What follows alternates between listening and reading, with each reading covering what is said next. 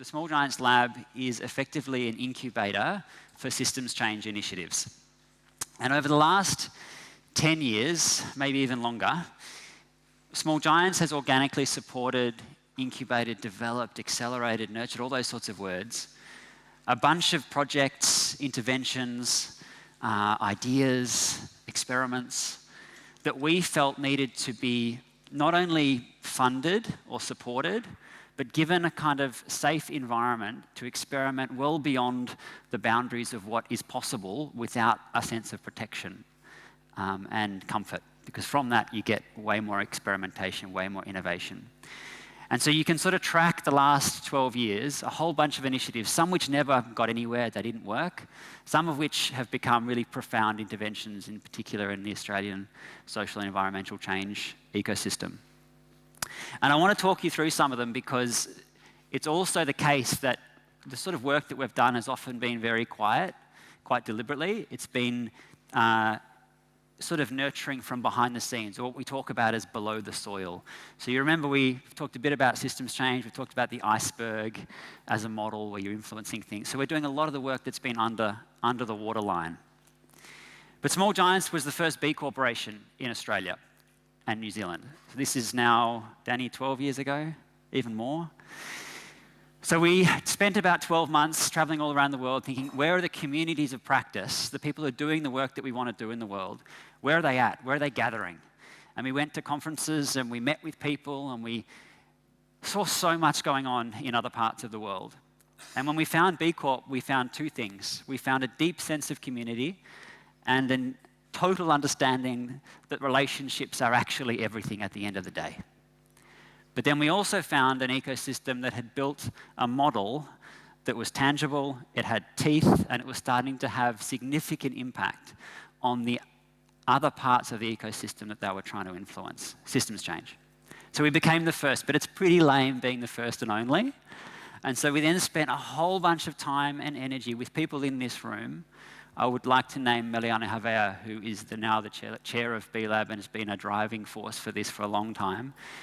And I think Andrew is still with us, the CEO of B Lab, in the room somewhere, sitting next to Melly, of course. And so we helped this ecosystem emerge. Initially inside Small Giants, it was a sort of experimentation project. And then when it was strong enough, when it had an ecosystem around it, it spun out to become an independent non-profit that's now been an incredibly powerful force for change in Australia. We started something called the Impact Club because there was a whole bunch of investors and capital holders who were like, how do we do this impact investing thing? How do we move money with purpose? And again, relationships, community is everything. It creates a sense of safety and ambition, and you can push each other to do more and learn together. And so Impact Club became this community to specifically support this idea of purpose-driven capital in the world. There was a time when part of the Small Giants world was up in Byron Bay in the Northern Rivers. And this is pre-flood, pre-pandemic, many of the disasters that we've seen in the recent times. And Danny and Barry and a bunch of people got together and said, how do we build community resilience here using all the unbelievable pockets of activity, all the incredible things that are already going on? How do we knit that together to create a resilient Byron? And so an organisation called Resilient Byron was created, which is now known as Plan C, that does incredible work on the ground in coordinating between many of the actors that have such a profound impact, particularly in and around disasters. And again, incubated inside Small Giants. During the 2020 pandemic, I was given the privileged position to start thinking about what are the long-term impacts of these disruptive forces. And we gave it a nickname that then kind of became a name, and it was called the Next Economy Strategy Team. And for anyone who knows me, we love acronyms, right? So the NEST was born. And the NEST it wasn't even a thing, it was just a series of Zoom calls, but it created ripples where a whole bunch of initiatives were born, particularly in that crisis moment. So the NEST was something that was a big part of that last 5 years. We heard earlier from our friend Latu in Bhutan, and the Gross National Happiness Centre work that's been going on for a long time. And we've also had a long relationship with our friends there, and have been part of the conversations around how do you take these ideas, not necessarily the concrete construct and all the specificities of how this manifests in Bhutan, but how do you take the ideas, the essence, the ambition, and bring that to a place like Australia? And so as you saw, we're launching the Gross National Happiness Centre right here in Australia. And again, Small Giants provided that lab, that nesting environment for that work to happen. I'm going to talk about Regen Melbourne in a minute. And the last one I wanted to mention is the School of Life. Who's heard of the School of Life? Oh, that's so fun. So back in 2013, we ran a little pop-up. It was the first school that had been built outside of London. For those who aren't familiar, it's a school that's dedicated to the idea that the humanities, and in particular philosophy, can be brought to life today in practical sense to help people live fulfilled lives. It's like a school for emotional intelligence and developing emotional intelligence. And so on your left, you've got a pop-up that we built in Collingwood. It was a crazy experiment. If anyone was involved, thank you so much. It's one of the highlights of the last 15 years for me.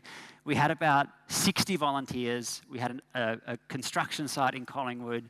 We had an Airstream serving coffee. We're literally sitting on milk crates. We ran about 60 events in 10 weeks. And through that process, developed enough of a community that a year later, we could launch the school across here in Melbourne.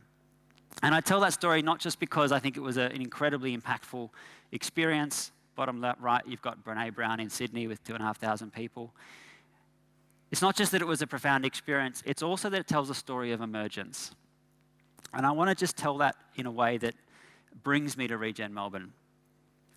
So in 2011, Berry was the editor and publisher of Dumbo Feather, and many of you would have perhaps come to the Small Giants ecosystem through Dumbo Feather.